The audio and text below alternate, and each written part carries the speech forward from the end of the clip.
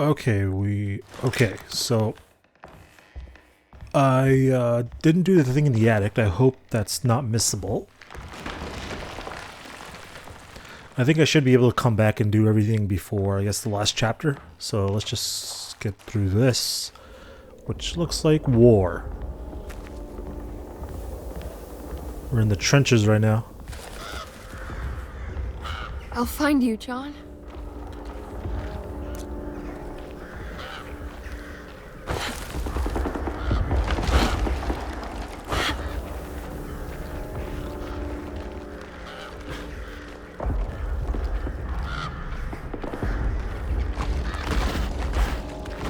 What was that? Something's above. It's gonna jump scare me.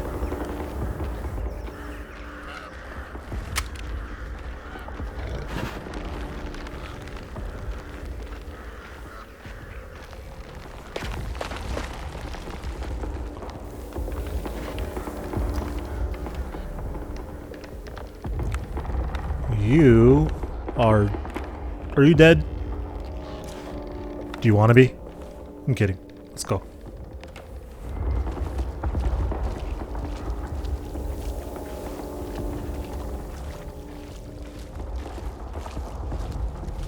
Hold on, guys.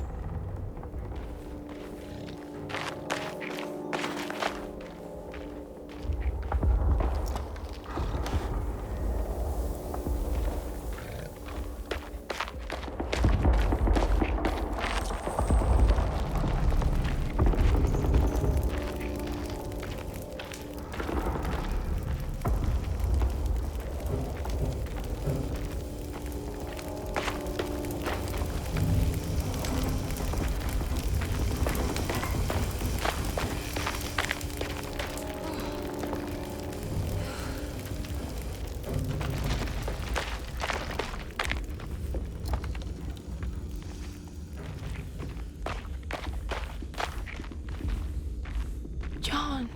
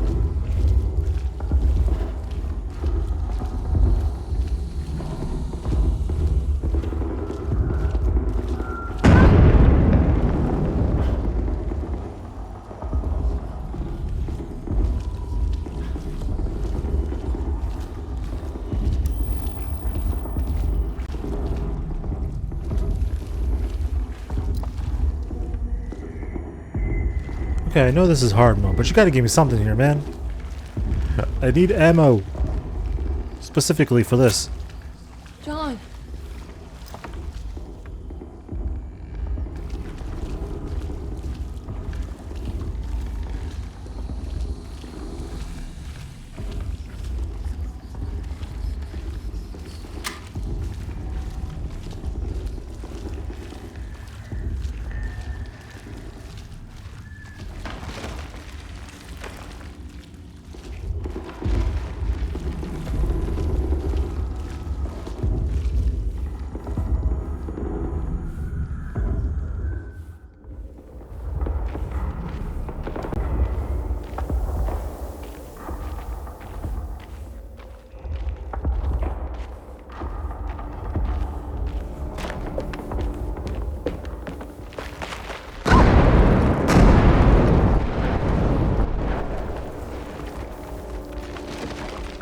Oh boy. Oh god, I thought I was done with you. The one back from the oil rig.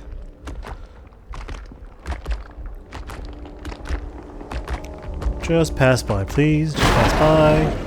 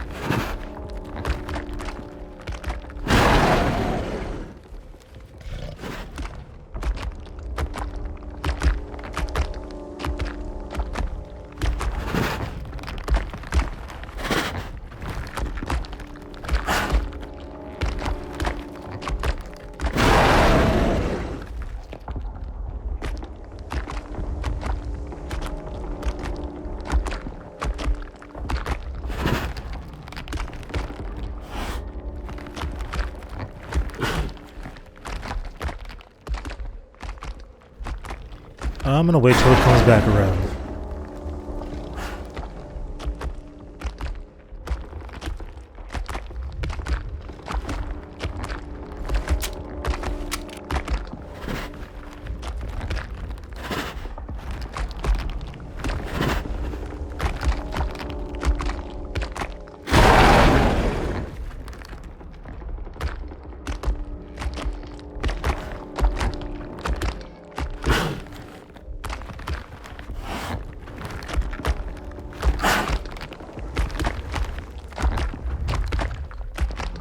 Okay, let's go.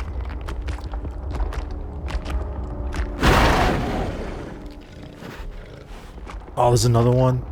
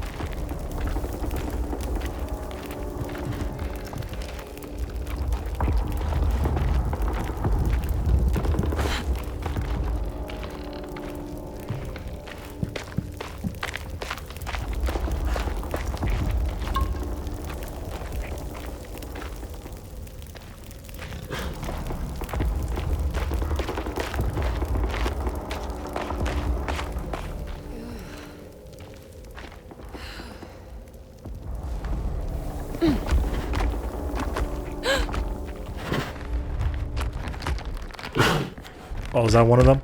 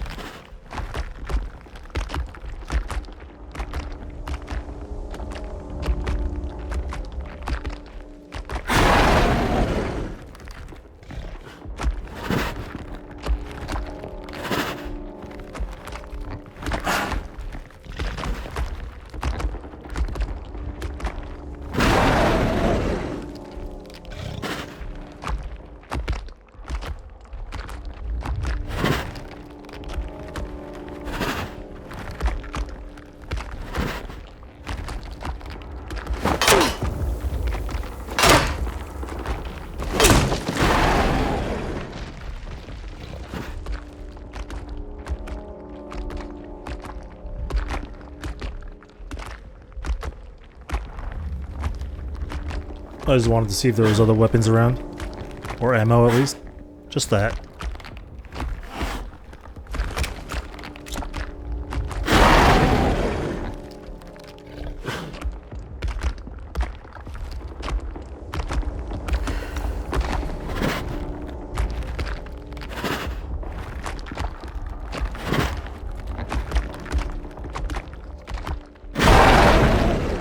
I think we're in the clear. Okay. Let's get the hell out of here. And move along. To the trench. There's nothing here. Thank you.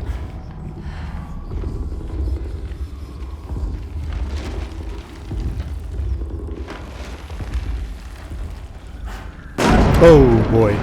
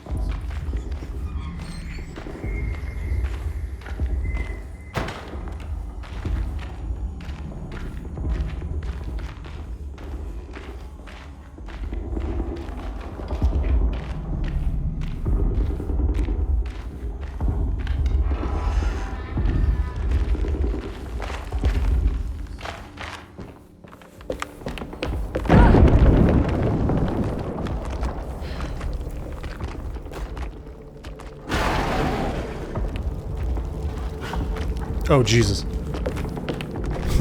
Okay, here we go again.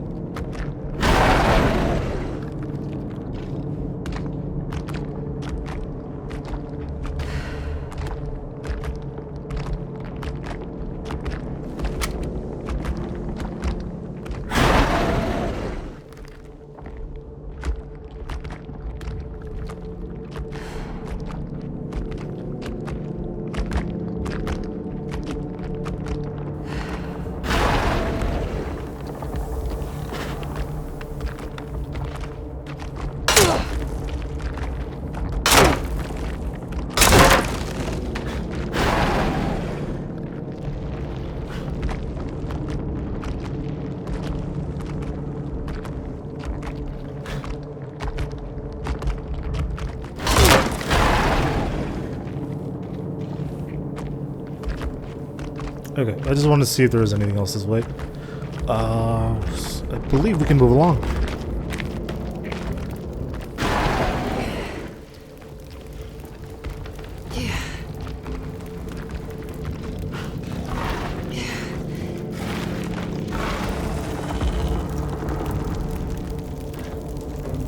This is the war zone, man. You think there'd be bullets? I need some, please. Give me.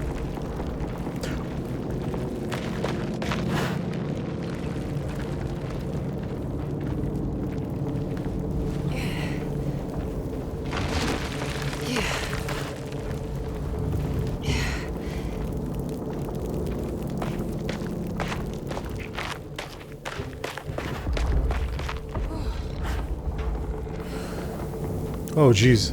Didn't even see that.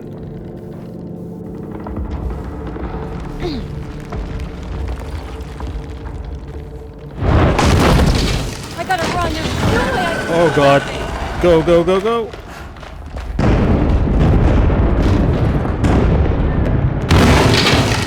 Oh, jeez.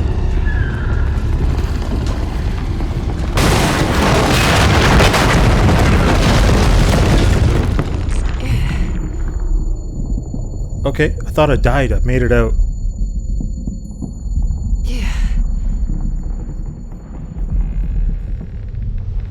I lived and you didn't. Ah.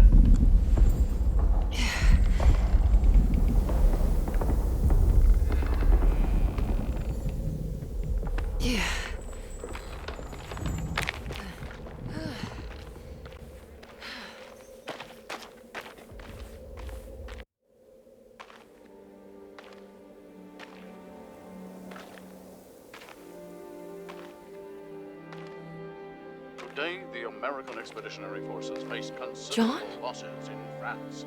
The brave men fallen on these John. fields will forever be Oh, remembered as John.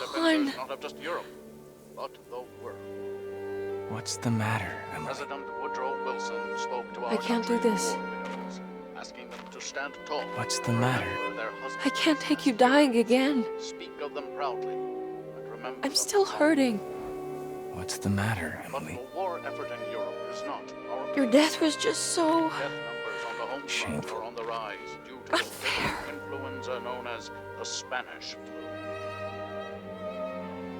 The New Orleans City Council decided to open yet another emergency hospital in the old Derceto plantation.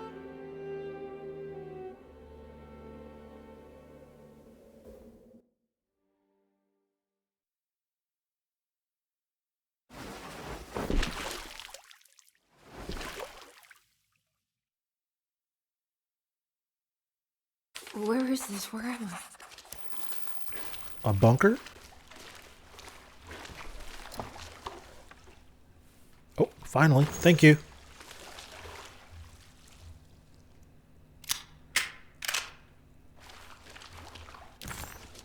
Okay, I am in the manor. Derceto. What's back here?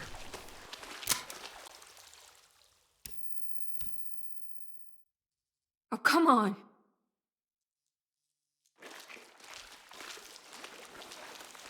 A lot of bodies. Jeez.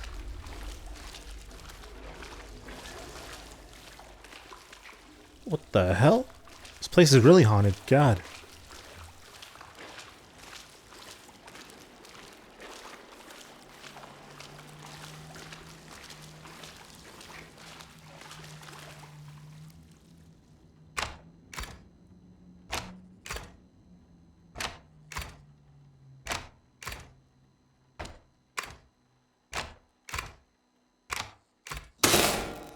That's better.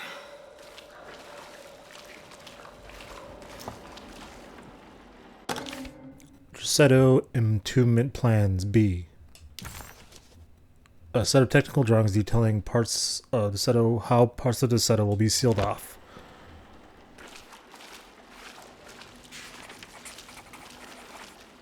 Emily was back at Derceto, but sealed inside a part of the basement that was no longer in use. This was clearly a mistake. Emily had confronted her trauma. She deserved her freedom to carry on with her work on the contract. This prison felt like an insult, like the dog man was cheating her. If he wasn't going to honor her progress, then she was on her own. Of all the paperwork left inside this place, there had to be some document showing her a way out. She just had to figure out what the rooms were and how they were sealed.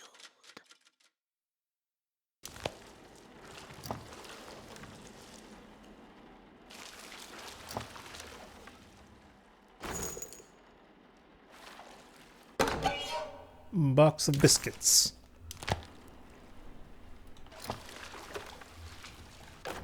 Closing the refuge. Closing the refuge. June 17, 1919. It is with a heavy heart that I must declare the DeSoto Refuge to be harmful beyond saving. As an emergency hospital, we have over the last 2 years treated hundreds of patients suffering the so-called Spanish flu. Unfortunately, our mortality numbers are unforgivable. While the influenza in itself was often successfully treated, many died of fungal infections and sudden acts of violent madness. In order to dismantle the refuge safely, building engineers will survey what parts of the house are especially contaminated by the peculiar rot discovered by Jean-Baptiste Tabois. The rot is believed to be the main perpetrator in spreading the deadly fungal infection, but also the cause of the incurable madness. The most afflicted rooms will then be sealed permanently to create a cordon sanitaire. As the dead seem to exacerbate the spreading of the fungal infection, all bodies that can't be cremated by tomorrow will be forever entombed inside DeSeto's sealed section. The refuge was never meant to be permanent, and as the influenza epidemic seems to be in decline, it stands to reason that we shut the facility altogether. Many brave volunteers have helped for very little pay to treat those in need for almost 2 years, and we are forever in their debt. All surviving patients will be transferred to other medical facilities around New Orleans as soon as possible. At the end of the summer, we should be able to leave DeSoto to recover. Dr. Isaac Herbert. So this was before, I guess, the manor was a sort of asylum or something or whatever. Entombment Plans A. And then this. Boop. There we go.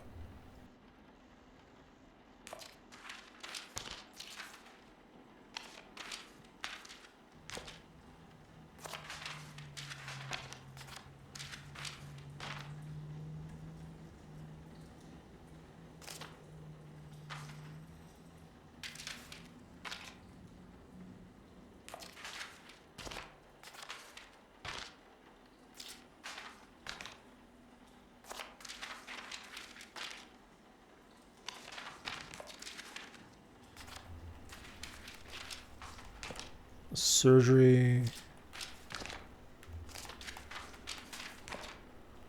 What's up here?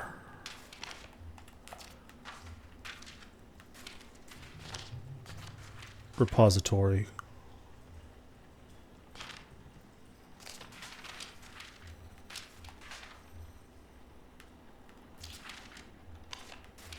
No. I had it right. So morgue, repository, archive.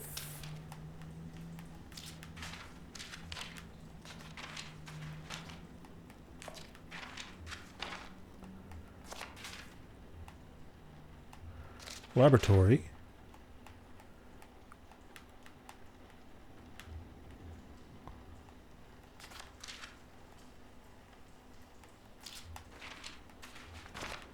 Morgue. Quarantine.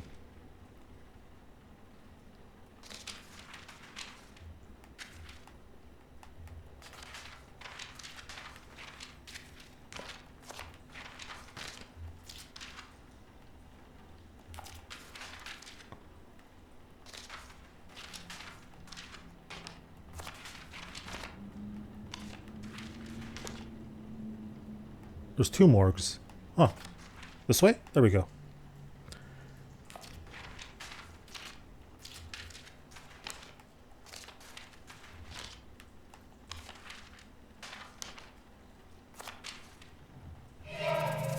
Got it. What's that?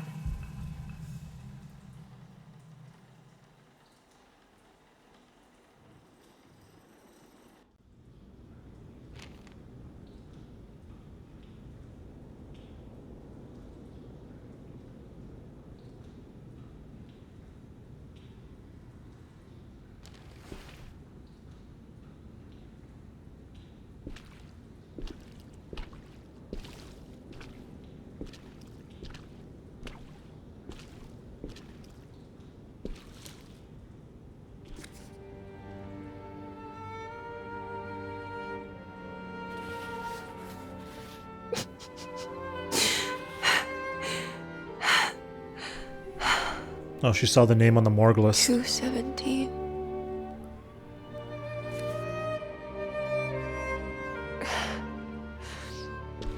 Oh, John. I didn't know this is where you would end up. I didn't want to know. I stopped visiting you because I couldn't stand the indignity of your awful illness. I was ashamed of you. Ashamed of myself. Forgive me. Please, John. Let me go.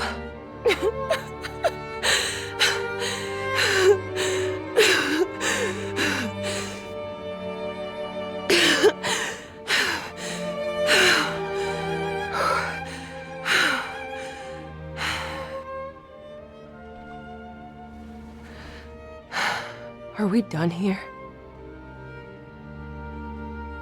Is this what you wanted?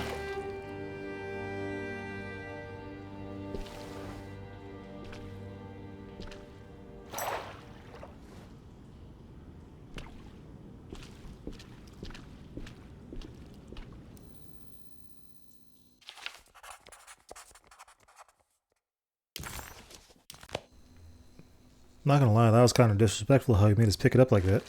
Could have shot him. Tickle your toes. 217. Secret objective. What do we get? The sign resembles a blessing, save that the first and little fingers are both folded beneath the thumb, whilst the second and third fingers are held up. This dark blessing is said to protect against evil, much like the sign of the horns, which is quite similar but has a reverse schema.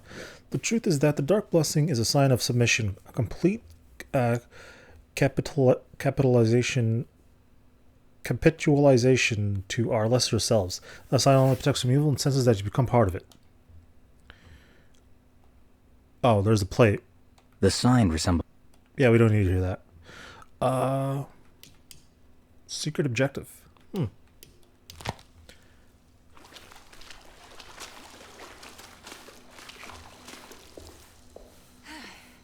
Alright, hold on first.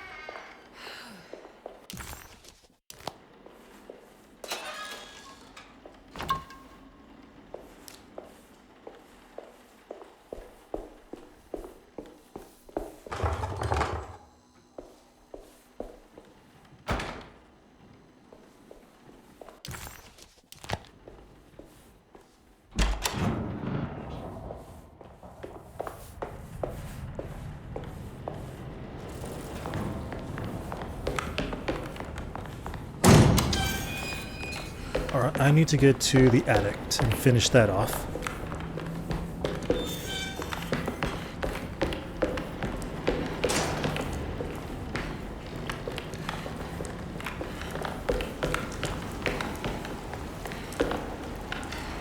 Here we go. And here's this.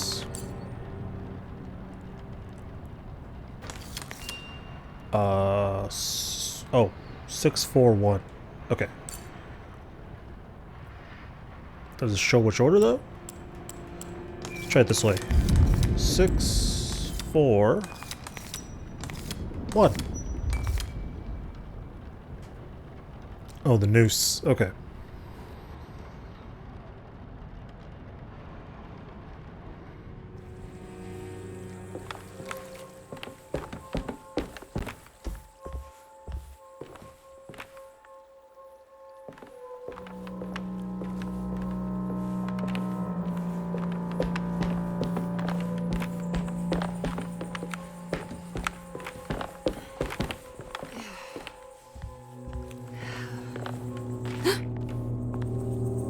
What was that?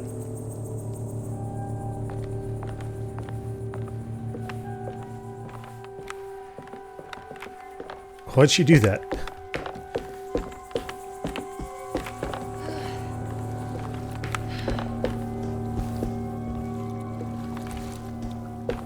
Oh, the blood. I'll have to drop down here? Okay. Whee! This feels familiar somehow. Hello? Is anyone there? Jeremy, where are you? I'm stuck in the mud and the bayou is taking me. Jeremy? Can you hear The me? motor is dead. I can't do anything more. Hang on, Jeremy. I'll get the boat running. I'll get you out of here. A ghostly voice sounding like Jeremy called out for help. Emily couldn't quite understand where the voice was coming from. It somehow seemed to be a part of the place itself. All she could make out was that Jeremy was stuck and needed her to get the steamboat running.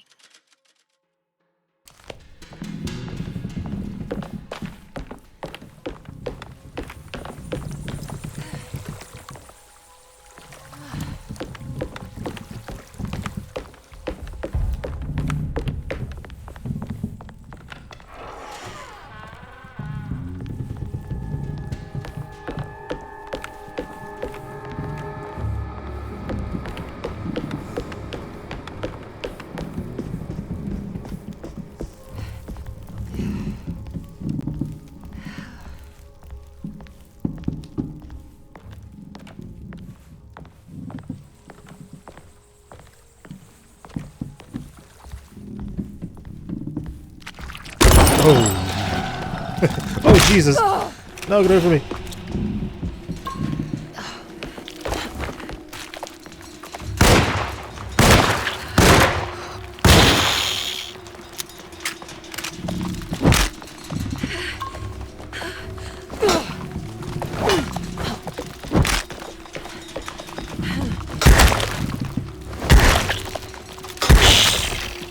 Why are you so hard to kill?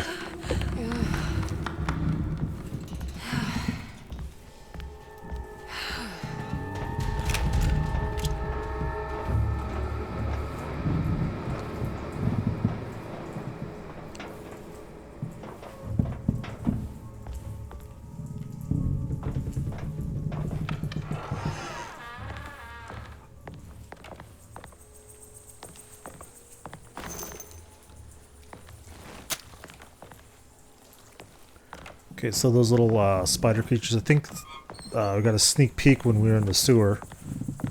Back at the warehouse area. Climbed across the grate. The boat is run aground. Crashed right into the bayou. If I get the motor running, I could try backing into the river.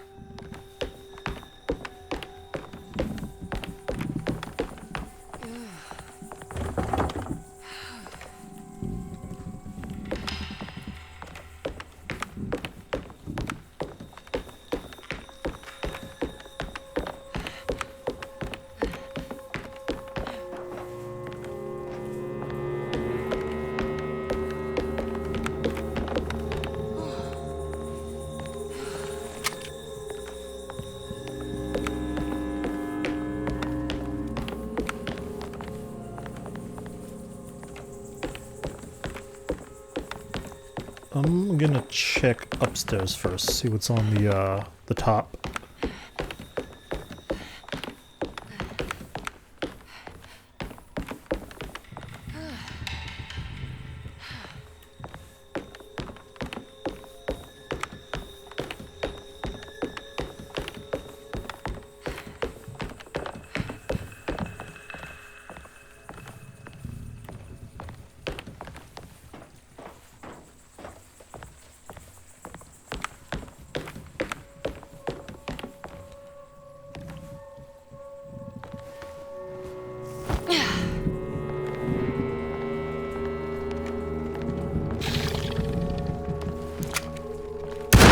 Oh, you mother.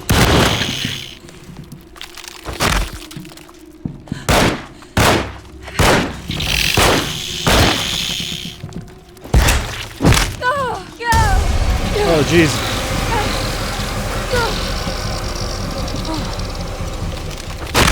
Oh my god. Okay.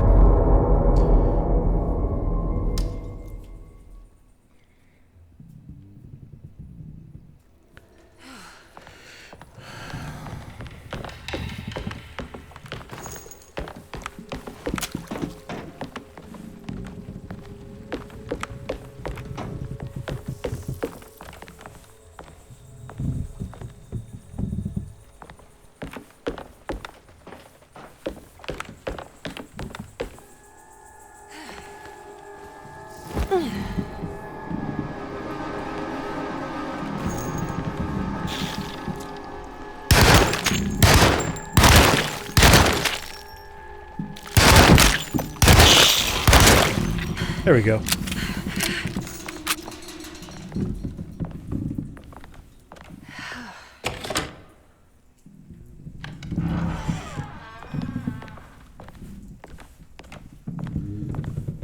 And we can get this mask over here.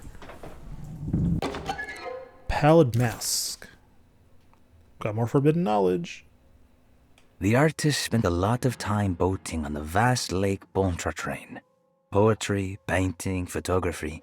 Everything seemed to become better by the shimmering water and the opalescent sky. One night, as the sailors returned to Darceto, they found a masquerade ball taking place. It must have been Perosi and Nora who invited their friends from the theater. The sailors quickly fashioned masks out of plaster of Paris and joined the festivities. They enjoyed themselves for hours before realizing time was not passing, nor could they find their friends. As they began to worry, they demanded that the guests unmasked, but they could not, because they were not wearing any masks.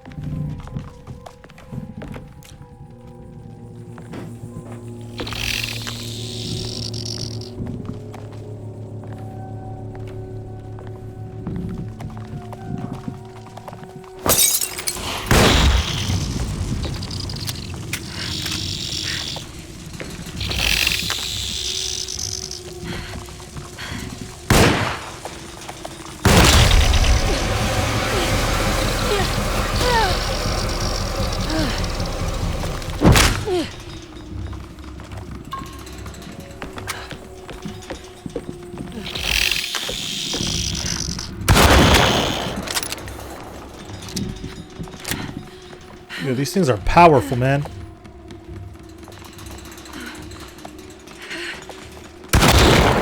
Just die, thank you. Oh my goodness. These things are a freaking boss fight right now. Anything in here? at that. Nothing.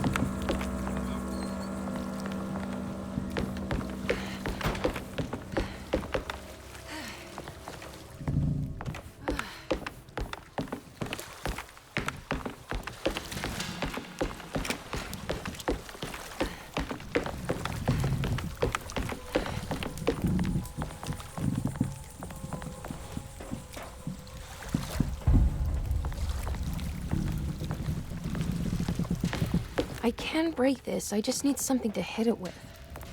You got it.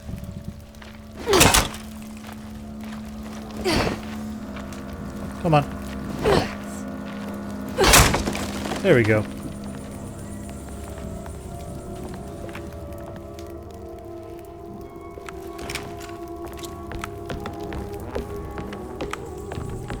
I'm assuming this goes down to the lower deck. Like the engine room or something.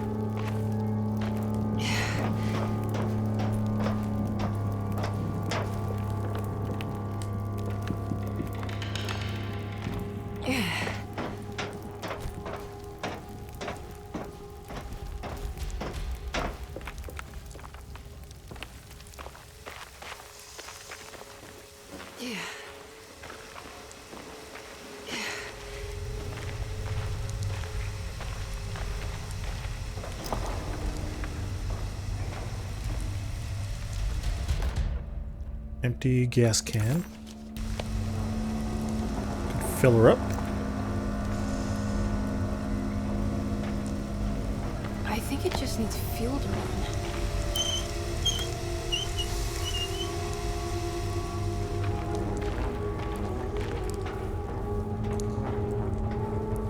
Checking for any monsters.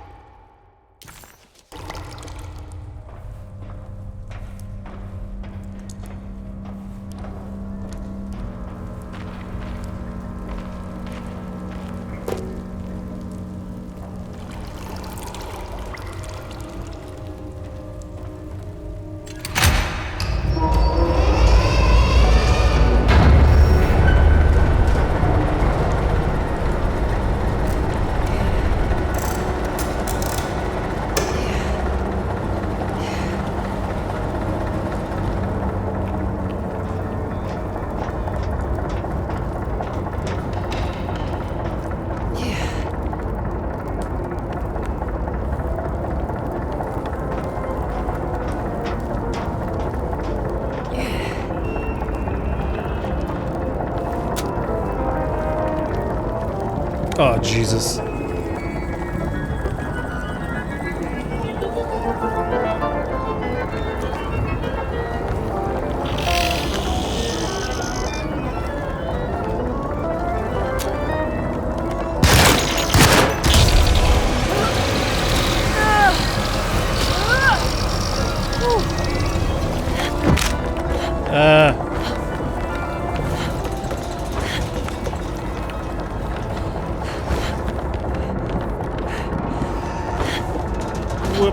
Run away, run away.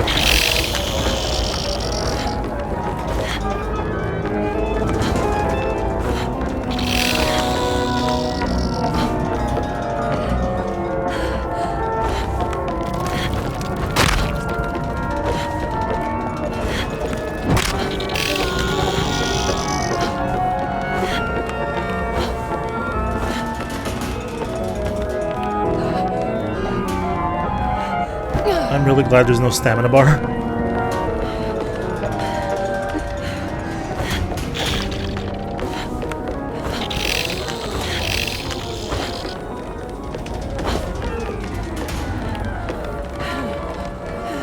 Jeremy, where are you?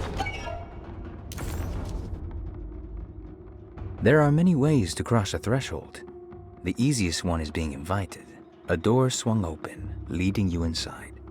Another is sleep, hypnosis, or even sudden fright. There are those who fold spaces that challenge Mobius, or jump through angles that defy Euclid.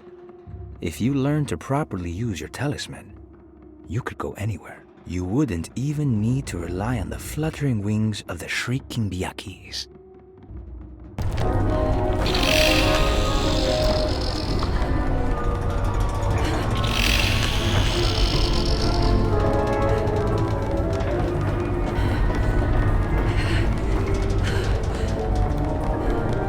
Okay, let's go.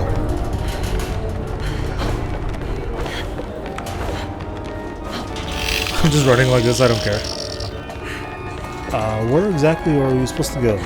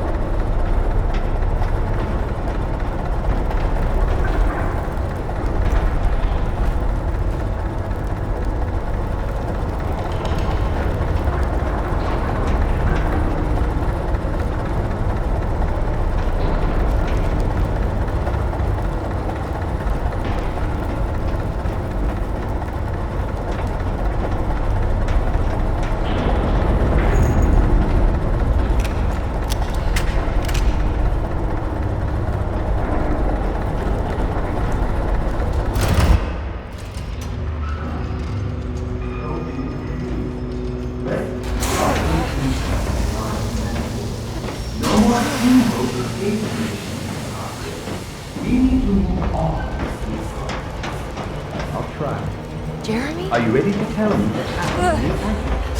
What's happening? I put a rope around my neck, and then I strangled all life from my body. Uncle! Are you under the impression that you died? Yes. No. I was supposed to die. What does that mean to you? That you were supposed to die? I'm the catalyst. I had to die to make the story happen. Story? What are you referring to, Jeremy? 30 years ago, Frederic needed me to die. I wish that happened when I was playing. You're not making any sense, Jeremy. Come back. Find your focus. Uncle? I cheated everyone. I didn't play my part. I escaped my doom. Destiny! Again, find your focus. Jeremy! Now everything is wrong. Nothing is in place. Hey, listen to me! We're gonna drown! Calm down, Miss Hartwood. You're not in any danger. But... Jeremy... He was here, wasn't he? Miss Hartwood, I am beginning to suspect your family curse is catching up with you. Have you ever talked to a doctor about your condition? No. No, I was just confused. I thought I saw him for a moment. I'm fine. I'll let you be. Miss, I want you to know I'm here to help, if you need me.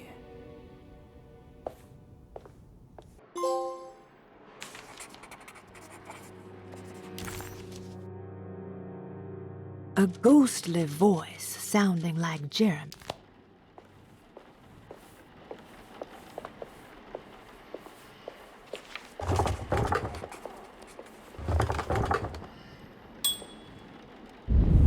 I can't get in there now?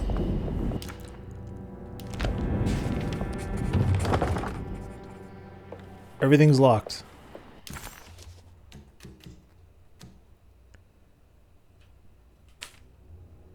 Emily. Alright, so what's my objective here? Wash the paint off Jeremy's portrait and learn the secret sign. Pay Dr. Gray a visit in his apartment.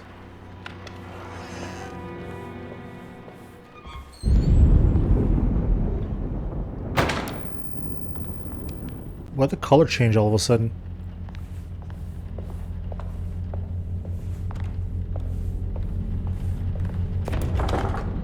Okay, everything's just getting locked.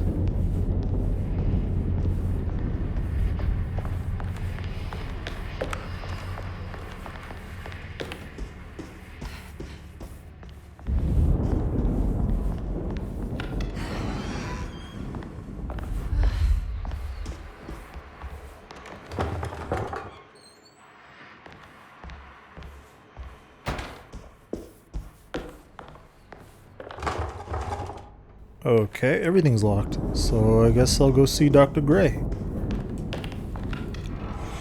Can't really do anything else.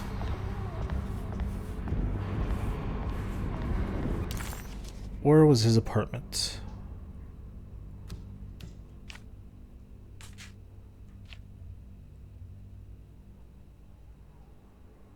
Okay, it's just across the way from here.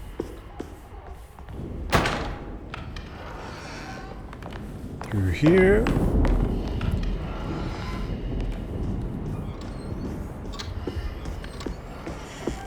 Oh, thank you. And over here.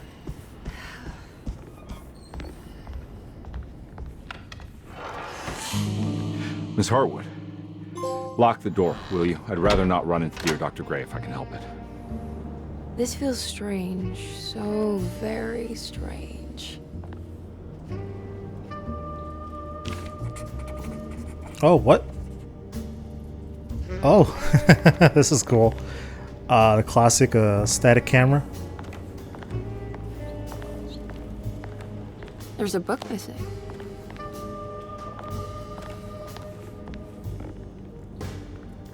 You okay? This place? It's like something from my childhood.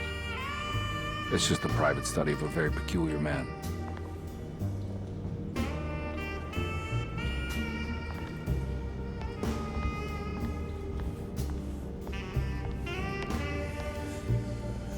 I think this is it. I'm properly mad. You should be. Dr. Gray's playing with fire. Derceto's a powder keg of loonies, all ready to play their part in a murderous cult.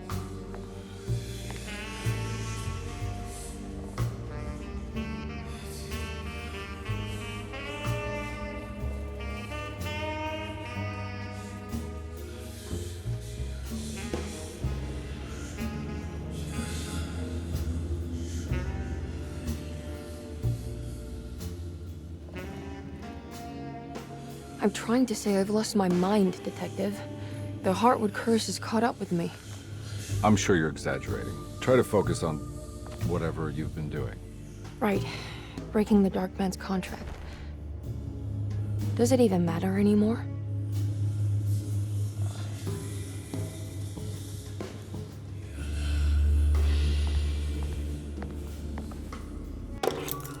False book. There it is. What's this thing on the ground though? Toy talisman. Oh, what's this?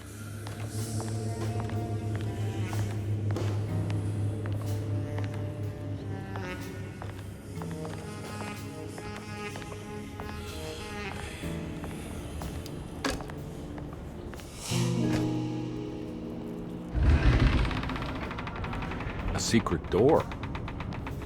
Looks like it. Careful. Let me go first.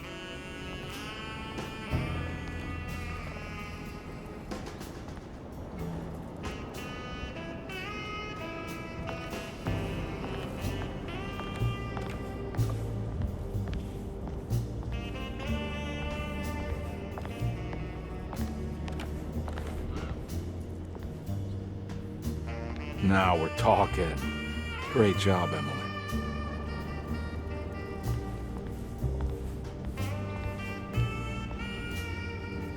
Found anything?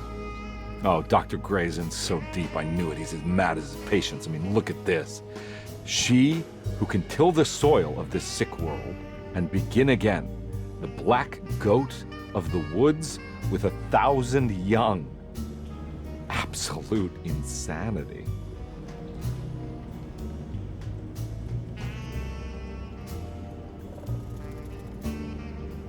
I have the strangest sensation that this is somehow Jeremy's room. What? No. This is Dr. Gray's private quarters.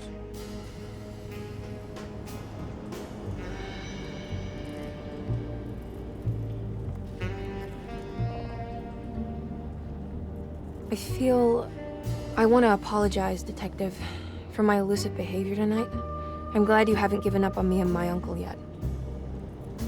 Ah, you got nothing to apologize for. In fact, you've been out of my hair for most of the evening, you're self-reliant, and you've been helping with your own particular brand of investigation.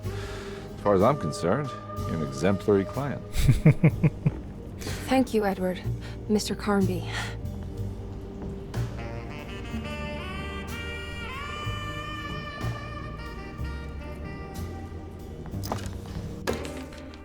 First meeting transcript. Good to finally meet you, Mr. Heartwood.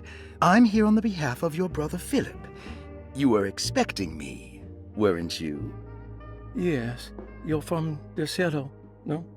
That's right. I just wanted to ask you a few questions to see if there is anything I can do to help you and your family. Okay. I understand you're full of imagination. You make up a lot of things. I suppose. And you obsess over them, blurring reality and fiction. Sometimes. Do you want to tell me about the Dark Man? No, I don't. That's all right. Perhaps there is something else you can tell me. Something you know to be made up, but you hold dear. Juan?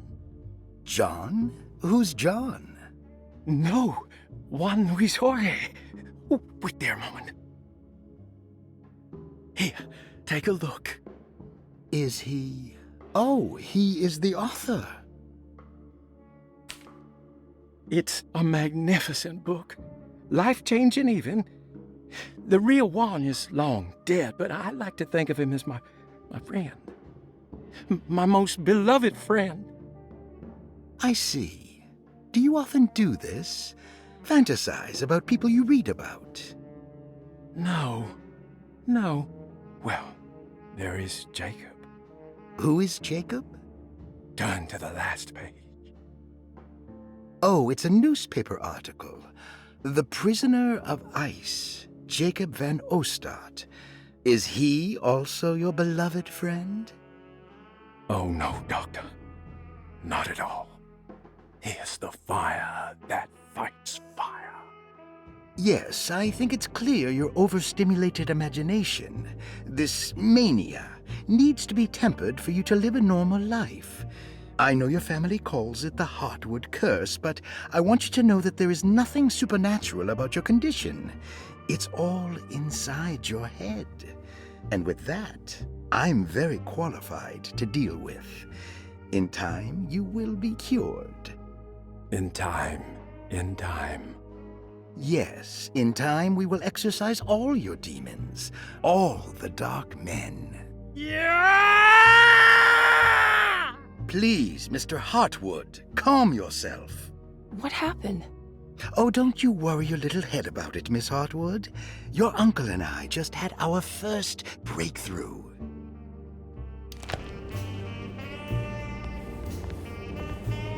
This has something to do with the numbers for the talisman. I'm still trying to process that wand's not real. The snake dagger. Oh, we saw that. The Snake Dagger, a monograph by Yael Klein. In Ludwig Prin's book on pagan rituals called The Mystery of the Grave, as translated by Nicholas Vachy, there are several references to a sacrificial dagger called the Snake Dagger. It has long been thought of as a poor translation of the original text, that it would be more appropriate with worm dagger from the Latin vermis cultrum. This seems natural following the recent consensus that the original title of Prin's book, De Vermis Mysteris, should literally translate to the mystery of the worm. However, this would take away from Vachy's great effort at translating the underlying meaning of the words and revealing several cultural beliefs. While Prin certainly was using the term worm as a symbol or synecdoche for death and the dead, which is made clear by the contents of the book, in the case of the dagger, we shouldn't be too hasty to dismiss his translation. Reading through Vachy's correspondence with his patron, it appears that he had more than just the Latin text at his disposal. Vachy had dug up Prin's living relatives and uncovered several cross-referenced historical texts and an actual snake dagger. The dagger was dated to the early Middle Kingdom of Egypt and had such a clear shape of a wave that Vachy considered calling it the sinusoidal blade. Knowing the full story, it seems prudent that he chose to translate it as snake and not worm. There are several reasons why this choice of word helps us understand the pagans that Prin's book attempts to describe.